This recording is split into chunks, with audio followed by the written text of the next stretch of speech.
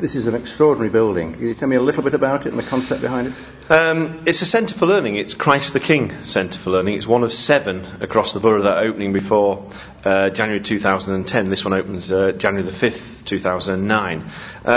It's a centre for learning because it's more than just a school. It's designed so that we can engage, motivate children and young people in a form of learning that is more personalised to their needs, and that requires teachers who are more committed and aware of those sorts of needs and those sorts of requirements, and we've been investing heavily in that. But the building itself is what we're looking at today. The building is, but I think the really important point that I'd want to make is that these are more than just the buildings, because they've been designed conscious of what the future learning requirements will be.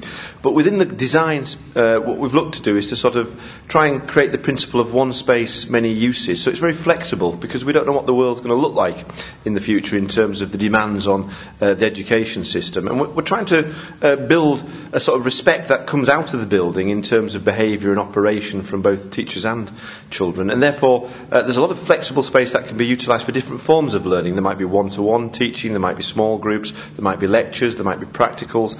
And we'll see that there's the opportunity for better relationships between teachers and pupils, because the way in which the rooms are laid out, the learning spaces, means that there's a greater engagement and there's more a durable relationship that builds up between the teacher and the young person. There's also big spaces, because this is about giving a sense of awe and wonder and enabling the building to be seen as a social environment, and for young people to be able to engage. So for instance, at lunchtime, lots of various places to sit off and have your lunch, lots of outdoor learning areas. In fact, the blend between the outdoor and the indoor is something that's been quite an important design concept. And on top of that, I think it's really important when we look at the overall functioning of the building that it's very green, in the sense that it's very heat, light, energy efficient.